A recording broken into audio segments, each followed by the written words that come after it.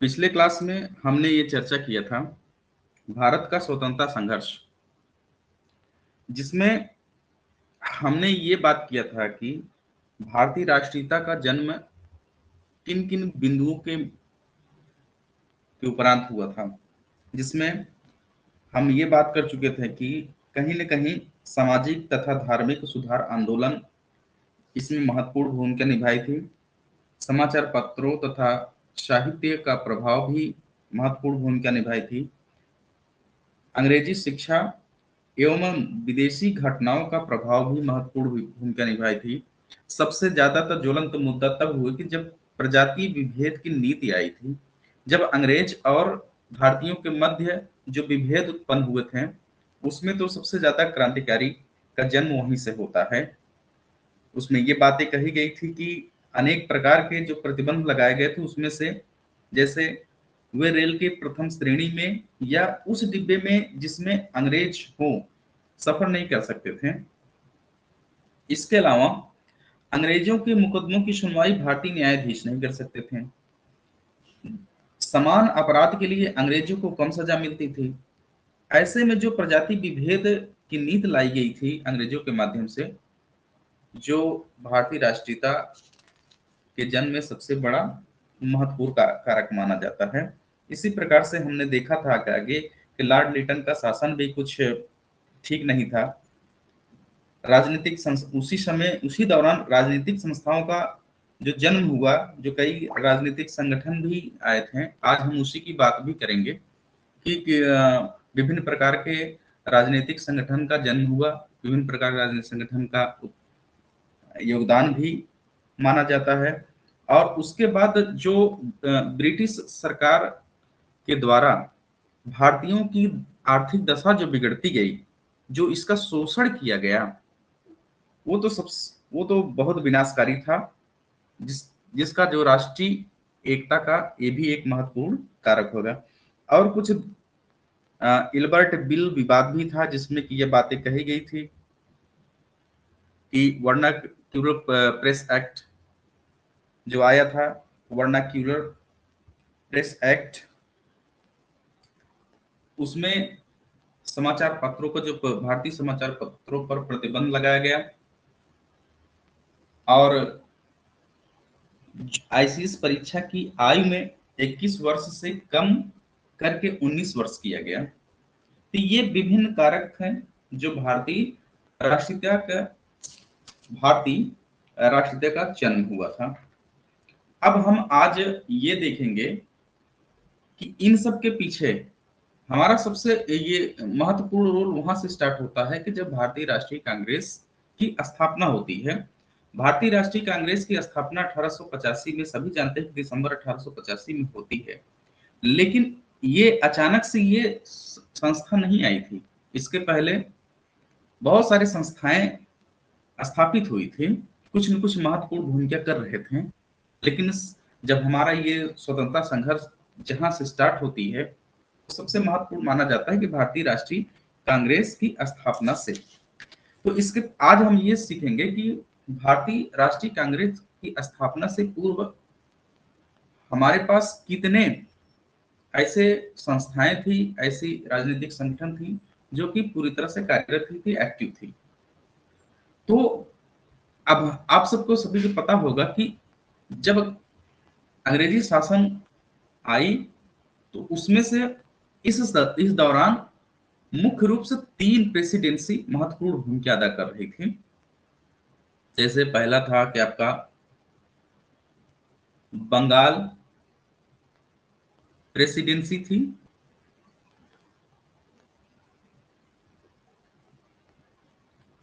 Bombay presidency थी और Madras presidency थी। ये 3 महत्वपूर्ण भूमिका थे। अब इन्हीं तीनों जगह पर जो राजनीतिक संगठन का स्थापना हुआ है, हम इन्हीं में से जानेंगे कि कौन कौन से हैं।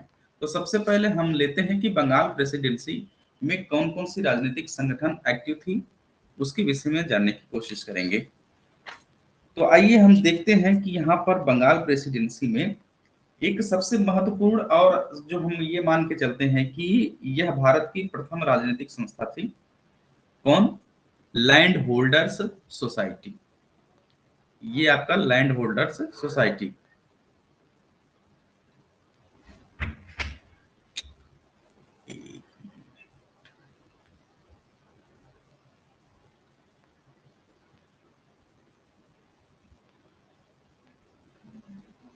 Land holders society. Land holders society main रूप से ये जमींदारी एसोसिएशन की बात करता है। जमींदारी एसोसिएशन की ही देख रेख ये करता था। तो या हम ये मानकर चलते हैं कि जमींदारों का ही एक समूह था जो जमींदारों की ही भलाई के विषय में सोचता था। या हाँ, तो उसके विषय में ये पहली राजनीतिक संगठन की स्थापना हुई थी। और इसके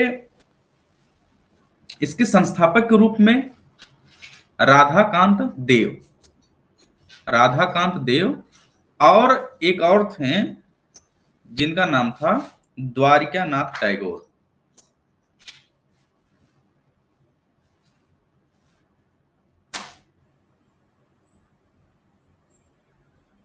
द्वारिका नाथ टैगोर ये थे। इसकी स्थापना वर्ष 1838 कलकत्ता में हुआ था। इसकी विशेषताएं यह मुख्य रूप से इसका उद्देश्य था कि जमींदारों के हितों का संरक्षण करना। इस सोसाइटी का मुख्य उद्देश्य था जमींदारों के हितों की संरक्षण करना।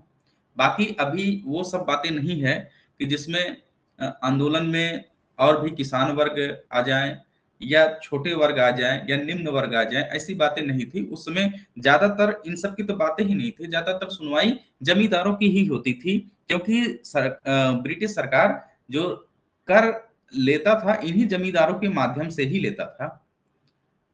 तो जमींदारों का कहीं ना कहीं शोषण होता था। जब जमींदार शोषित होते थे तो वो जो है कि छोटे वर्ग, छोटे किसानों और छोटे लोगों का शोषण किया करते थे। तो यहाँ पर जो बात करते हैं कि यह भारत की प्रथम राजनीतिक संस्था इसे मानी जाती है। और इसके भारतीय सचिव प्रसन्न कुमार ठाकुर हैं। इसके सचिव जो है प्रसन्न कुमार ठाकुर हैं। ये सबसे इंपॉर्टेंट है जानना कि हर संगठन का एक संस्थापक होता है और उसका एक सचिव भी होता है, कार्यकारी सचिव होता है। जबकि अंग्रेज सचिव विलियम काब्री थे। इस संस्था के एक प्रतिनिधि जॉन क्रॉफर्ड लंदन में प्रतिनिधित्व करते थे। इस संस्था को बंगाल जमींदार सभा की भी संज्ञा दी गई थी। इसमें थियोडोर डिकेंस, विलियम थियो बोल्ड एवं प्रिंसेप जैसे अंग्रेज भी इस संस्था से ताल्लुकात रखते थे, इस संस्था में शामिल थे। और इसके बाद हम आगे तो हमने ये देखा कि यह लैंड होल्डर सोसाइटी जो है मुख्य रूप से जमींदारों के हितों की बातें करता था। अब बात है आगे करते हैं कि दूसरी संस्था के विषय में बात करते हैं कि Bengal British India society. Bengal British India society, इसकी स्थापना हुई थी 1843 में हुई थी और ये भी कलकत्ता में हुआ था। और इसके संस्थापक थे जॉर्ज थॉमस। इसके संस्थापक थे जॉर्ज थॉमस और इसके सचिव थे प्यारी चंद्र मित्र। प्यारी चंद्र मित्र इसके सचिव थे। अब इस संस्था का उद्देश्य क्या था कि अंग्रेज शासन के अधीन भारतीयों विशेषकर कृषकों की वास्तविक दशा का अध्ययन करना। अब ये संस्था जहां पर पहले जमींदारों तक ही बातें थी कि जमींदारों के हित की ही बातें थी, क्योंकि उस समय अंग्रेजी शासन का जो कर राजस्व प्राप्त करना, जो लगान की वसूली करना, इन सब जमींदारों के माध्यम से ही होता था। तो उस समय ज्यादातर एक्टिव जमींदार ही रहते थे और वो सारे जमींदार मिल करके लैंड होल्डर सोसाइटी की स्थापना किए थे। लेकिन धीरे धीरे बात आती है कि जमींदार जो कृषकों को शोषण करते थे, तो जब भी कोई किसी का शोषण किया जाता है, जब शोषित व्यक्ति ही मिल करके एक संगठन अपनी संरक्षा के लिए एक संगठन की निर्माण करते हैं, तो धीरे धीरे जो जो शोषित हो रहे हैं तो उनकी कहीं ना कहीं एक संस्था बनती जाती है, एक सोसाइटी बनती जाती है, एक राजनीतिक संगठन बनता जाता है। तो अब बात करते हैं कि जो हम धीरे धीरे हम देख रहे हैं कि जैसे जैसे समय गुजरता जाता है, जिन जिनका शोषण होता है, जो जो अफेक्टेड होते हैं ब्रिटिश सरकार से, वो सारे के सारे जो है कि यहाँ पर संगठन बनाते जाते हैं और वो संगठन जो है राजनीतिक रूप से कहीं ना कहीं एक्टिव हो जाते हैं। तो यहाँ पर कृषकों की बात करते हैं कि इनकी वास्तविक दशा का अध्ययन करता है ये जो बंगाल ब्रिटिश इंडिया सोसाइटी है, ये कृषकों की वास्तविक दशा को अध्ययन करता है, उससे सबको अवगत कराना इसका काम है, यथासंभव उनके सुधार का प्रयत्न भी करते हैं। वास्तव में यह संस्था ब्रिटिश सोसाइटी का ही प्रतिरूप थी, जिसने लैंड होल्डर सोसाइटी को पीछे छोड़ दिया। अब उसके बाद ये उद्देश्य थी, आगे चल करके हम देखते हैं कि ब्रिटिश इंडिया एसोसिएशन, इसकी स्थापना होती है 1851 में होती है। तो यहां पर देखते हैं कि इसके संस्थापक के रूप में राधाकांत देव हैं, इसके संस्थापक के रूप में राधाकांत देव हैं, और उपाध्यक्ष जो है राजा काली कृष्णा देव हैं, और अन्य सदस्य के रूप में हरिश्चंद्र मुखर्जी हैं, राम गोपाल घोष हैं, राजेंद्र लाल मिश्र हैं, देवेंद्र नाथ टैगोर सचिव हैं। इसमें देवेंद्र नाथ टैगोर सचिव हैं। और लैंड होल्डर्स सोसाइटी में क्या थे कि संस्थापक राधाकांत देव थे और द्वारिका नाथ सचिव थे। अब इसमें जो है, इसमें भी राधाकांत देव हैं और सचिव के रूप में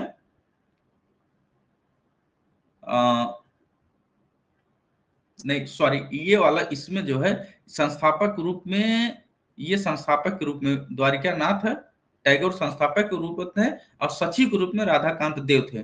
ठीक इसी का उल्टा जो है कि राधाकांत देव इसमें संस्थापक हैं और द्वारिका नाथ टैगोर सचिव हैं। ठीक है, तो इसका उद्देश्य था कि भारत के जमींदारों की राजनीतिक संरक्षण के साथ साथ जनमानस के हितों की मांग करना था। अब यहाँ पर बात ये नहीं आ जाती है, सबसे पहले जो है इसमें कि लैंड होल्डर सोसाइटी में जमींदारों के हितों की बातें करते थे, फिर बाद में बंगाल ब्रिटिश इंडिया सोसाइटी ये थी कृषकों के हितों की बातें करते हैं, लेकिन फिर उसके बाद जो संस्था है ब्रिटिश इंडिया एसोसिएशन की, इसमें अब ये जो संस्था थी ये जमींदारों के साथ साथ जनमानस की भी हितों की संरक्षण, राजनीतिक संरक्षण की बातें या हितों की मांग करने लगे हैं। इस संस्था का निर्माण लैंड होल्डर्स सोसाइटी एवं बंगाल ब्रिटिश इंडिया सोसाइटी को मिलाकर किया गया। ये दोनों ही ऊपर के जो संस्थाएं थे इसको मिलाकर के ये किया गया। बंगाल से बाहर भी इसकी शाखाएं खोली गई, इसलिए बंगाल में इसे भारतवर्षीय सभा कहा गया। अब ये बातें ये नहीं रहेगी कि ये बंगाल का ही प्रतिनिधित्व कर रहा था, ये पूरे भारत का कर रहा था। तो ये ब्रिटिश इंडिया एसोसिएशन जो है पूरे भारत की प्रतिनिधित्व करता था, पूरे भारत के हितों की संरक्षण की बातें करता था। तो यहाँ पर इसलिए इसके दूसरे नाम के रूप में हम ये कह सकते हैं कि भारतवर्षीय सभा है। इसकी स्थापना 1851 में हुआ था और इस संस्था ने कुछ महत्वपूर्ण कार्य भी किए थे। इस संस्था ने कुछ महत्वपूर्ण कार्य भी किए थे कि 1860 में अकाल पीड़ितों की सहायता भी किया था ये संस्था ने, और इसके साथ साथ आयकर बढ़ाने का विरोध भी किया था। ब्रिटिश गवर्नमेंट ने जब लोगों के ऊपर जो आयकर की वृद्धि किया था तो इसका ही विरोध भी किया था। और सबसे इसकी मुख्य संस्था थी, मुख्य रूप से जो पत्रिका थी वो था हिंदू पैट्रियट, इस संस्था का मुख्य पत्र था। इस पत्र यह पत्रिका के माध्यम से लोगों को ब्रिटिश की सारी जो है कि क्रियाकलाप का उसमें सूचनाएं जो है प्रदान करता था।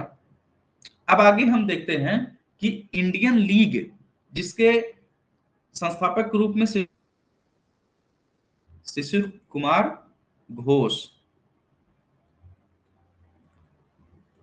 इंडियन लीग की स्थापना जो है संस्थापक के रूप में शिशिर कुमार घोष थे। इनका जो है कि अमृत बाजार पत्रिका कि ये संपादक थे। शिशिर कुमार घोष अमृत बाजार पत्रिका के संपादक थे और स्वामी के भी संपादक थे, और इसकी स्थापना जो है 1875 में हुई थी। 1875 में इसकी स्थापना हुई थी। अब इनका उद्देश्य क्या था कि जनमानस में राष्ट्रवाद की अनुप्रेरणा एवं राजनीतिक शिक्षा प्रदान करना। अब धीरे धीरे ये समय 1838 से 1851 आते आते यहां तक ये जरूरत पड़ गई कि लोगों के अंदर अब हमें राष्ट्रवाद पैदा करनी है, लोगों के अंदर राष्ट्रवाद पैदा करनी है और राजनीति की शिक्षा देनी है। फिर आगे ही और भी थे, जनसाधारण को न्याय तथा राजनीतिक कार्यों में सहभागिता दिलाना भी इसका महत्वपूर्ण उद्देश्य बन गया था। और बाद में ये चलते चलते इस संस्था का विलय कुछ वर्षों बाद इंडियन एसोसिएशन में कर दिया गया था। ये इंडियन लीग की बातें थी। और एक संस्था है कि Calcutta student association, Calcutta students. अब देख रहे हैं कि धीरे धीरे हमें कहा क्या था कि बंगाल की स्थिति ऐसी थी कि सबसे पहले जो अंग्रेजों से इफेक्टेड हुए थे वो थे जमींदार। फिर देखा गया जमींदार के माध्यम से जो शोषण किया जाता था कृषकों को, फिर उसको इन्वॉल्व किया गया। फिर उसके बाद देखा गया कि नहीं, ये कृषक ही नहीं, बाकी सब जनमानस भी इससे त्रस्त है। तो ये सब फिर उसके बाद ब्रिटिश इंडिया एसोसिएशन उसको जो है कि प्रतिनिधित्व किया। ऐसे ऐसे इंडियन लीग भी जो है कि इसी प्रकार से देखते हैं कि ये भी जनमानस के अंदर जो है कि राष्ट्रवाद धीरे धीरे भरना शुरू कर दिया। अब यहीं तक नहीं, जनमानस के साथ साथ अब बचे हुए हैं कि जो स्टूडेंट्स हैं, जो छात्र हैं, उनके अंदर भी राष्ट्र के प्रति प्रेम की भावना को भरा गया। और यह भावना भरने के लिए कलकत्ता स्टूडेंट एसोसिएशन की स्थापना की गई और इसके संस्थापक के रूप में आनंद मोहन घोष थे। और ये 1875 में कलकत्ता में इसकी स्थापना की गई थी। इसके बाद अच्छा, इनका काम ये था, इसी कलकत्ता स्टूडेंट एसोसिएशन में बाद में जाकर के सुरेंद्र नाथ बनर्जी भी इससे जुड़ गए थे।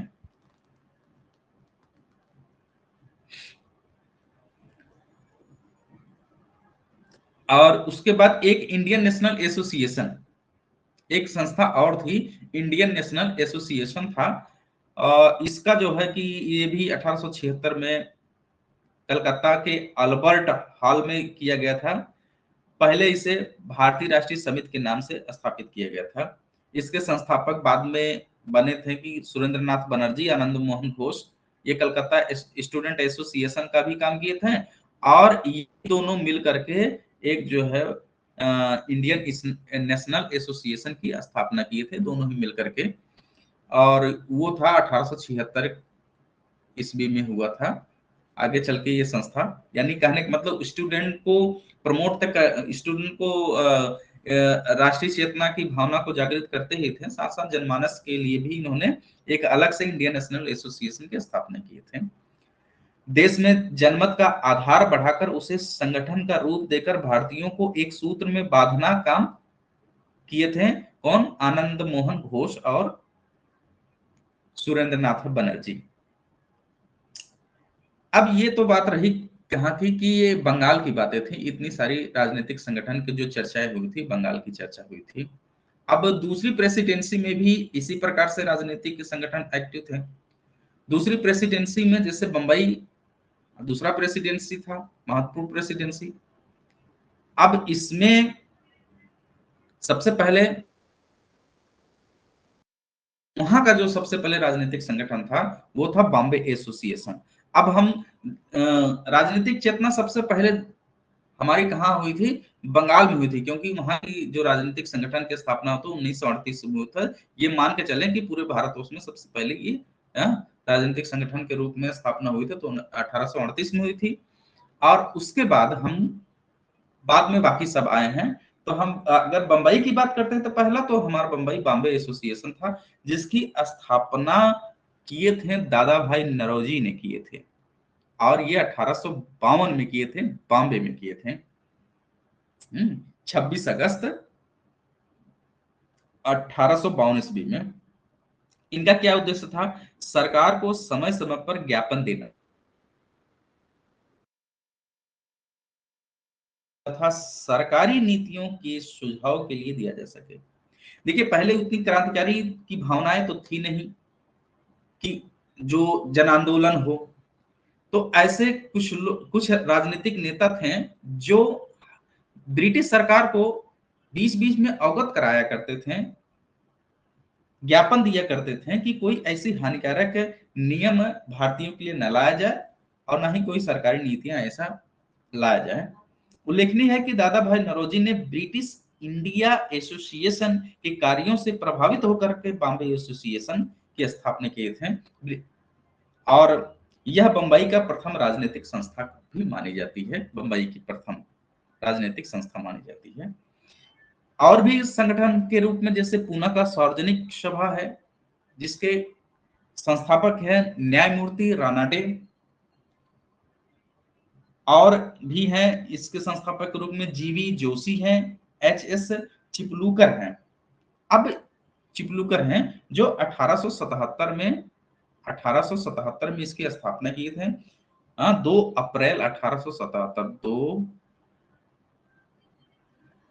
अप्रैल 1877 में स्थापना की थी। और कहाँ स्थापना हुई थी? पूना में हुई थी। इनका उद्देश्य यह था कि जनता को सरकार की वास्तविकता के बारे में परिचित कराना और उन्हें अपने अधिकारों के प्रति सचेत करना था। इसलिए यह सभा सरकार एवं जनता के मध्य सेतु का काम किया करती थी। और यह संस्था मुख्यतः जमींदारों तथा व्यापारियों के हितों का प्रतिनिधित्व करती थी, क्योंकि इसके अधिकांश सदस्य उच्च जाति के होते थे। इस संस्था की एक त्रैमासिक पत्रिका क्वार्टरली जर्नल के रूप में निकाली जाती थी पूना सदन में। इसी प्रकार से आगे भी एक संस्था काम कर रही थी, प्रेसिडेंसी एसोसिएशन। अब बॉम्बे प्रेसिडेंसी एसोसिएशन की स्थापना हुई थी 31 जनवरी 1885 ईस्वी में। इसके संस्थापक के रूप में थे फिरोज शाह मेहता, केटी तैलंग, बदरुद्दीन तैयबी और काशी त्र्यंबक। ये सब बॉम्बे प्रेसिडेंसी एसोसिएशन के संस्थापक थे।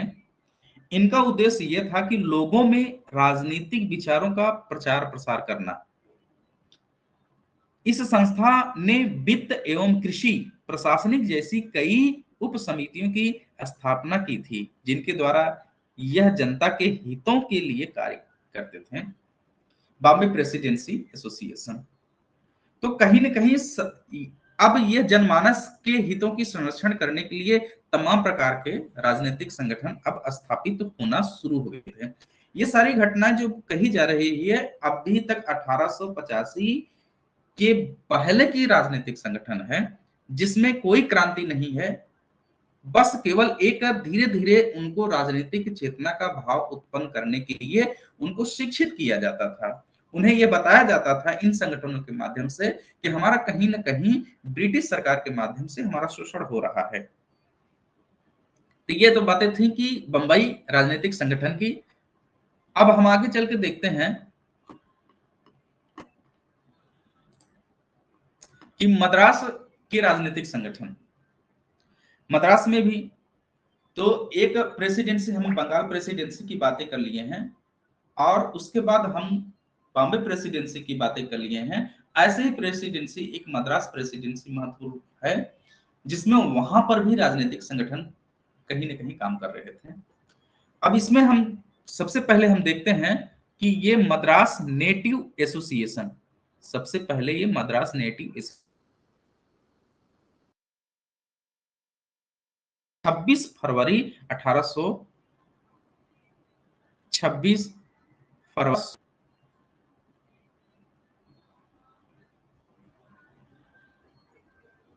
52 में, यहाँ पर 1852 में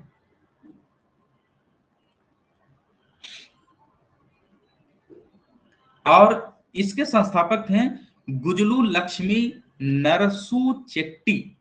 उद्देश्य था कि कानूनी और सरकारी नियमों के साथ जनता की समस्याओं का वकालत करना। इस संस्था ने 1857 के विद्रोह की बुराई की थी। फलतः यह संस्था लोक के ब्रिटिश इंडियन एसोसिएशन की एक सभा 26 फरवरी 1852 मद्रास में आयोजित की गई थी। इसके अध्यक्ष CVM मुदलियार और सचिव वी रामाजुनाचारी चुने गए थे। अब 13 जुलाई 1852 को इस संस्था ने अपना नाम मद्रास नेटिव एसोसिएशन रख दिया और इसे लंदन में अपना प्रतिनिधित्व मालकम लेविन की नियुक्त किया गया था। अब ये मद्रास में ये पहला जो है कि मद्रास नेटिव एसोसिएशन की स्थापना हुई थी 1852 में। उसके बाद फिर अगले संस्था के रूप में स्थापना हुई थी कि सभा मद्रास महाजन सभा, और इसका स्थापना हुआ था 16 मई 1884 में हुआ था।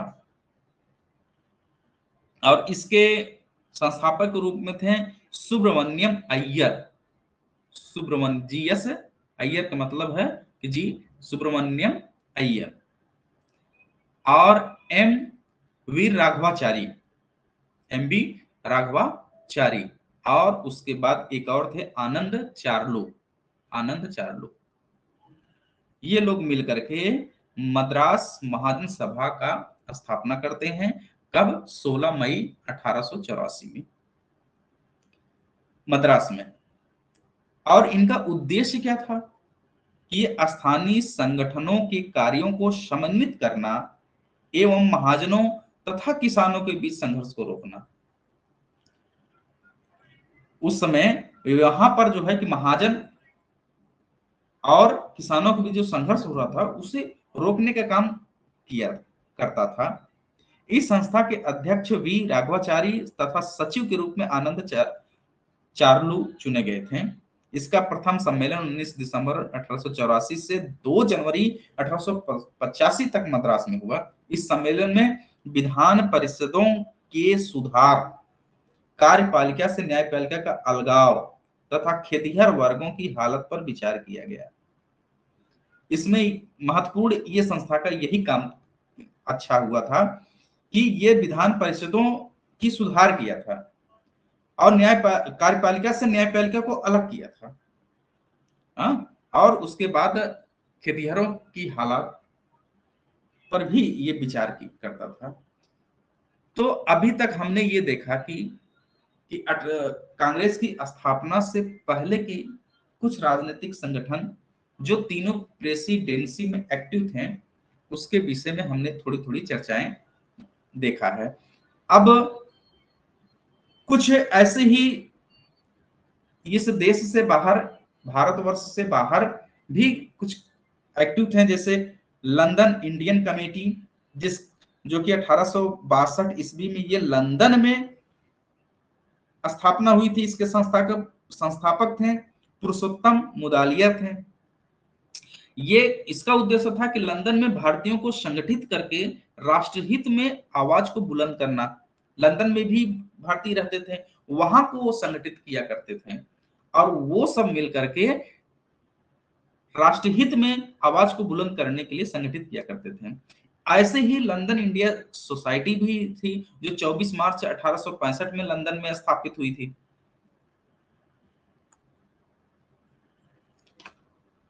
और इसी प्रकार से ईस्ट इंडिया एसोसिएशन भी था जो 1 दिसंबर 1866 में ये भी लंदन में दादा भाई नौरोजी के माध्यम से इस संगठन की स्थापना हुई थी। तो सबकी मूल भावना यही थी कि जो ब्रिटिश सरकार है उसके कानूनों के माध्यम से हम सबका शोषण किया जाता था।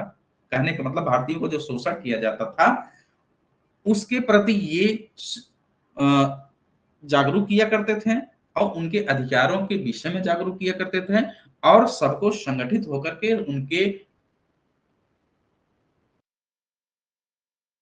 विकास करते थे। राष्ट्र हित के लिए। तो आगे अब हम ये सब संस्थाओं के बाद हम कल के सेशन में ये देखेंगे कांग्रेस की स्थापना के बाद क्या क्या घटनाएं हुई थी। अब धीरे धीरे हम यहीं से स्टार्ट करते हैं। यहां से इसके पहले हमने बताया था कि जब 1885 से स्टार्ट हो जाता है ये घटना, तो उस समय ये आंदोलन का प्रथम चरण कहा जाता है। और इस समय हम यही देखेंगे कि इस समय का जो काल था कि 1885 से लेकर 1905 तक ये उदारवादी काल था। इसमें जो है कि ज्यादातर हम देखते हैं कि जितने भी राजनीतिक नेता थे वो सब ब्रिटिश सरकार से, कोई क्रांति नहीं थी, कोई संघर्ष नहीं था, कोई ऐसी उग्र भावनाएं नहीं थी। सिर्फ अनुनय विनय के माध्यम से, समाचार पत्रों के माध्यम से, अपने एक निवेदन पत्र के माध्यम से जो भी सुधार करना चाहते थे वो ब्रिटिश सरकार के सहयोग से ही सुधार करना चाहते थे। ये सब हम उदारवादी काल में देखेंगे। बाद में ऐसे ऐसे हम धीरे धीरे स्टेप बाय स्टेप सीखते चलेंगे। धन्यवाद।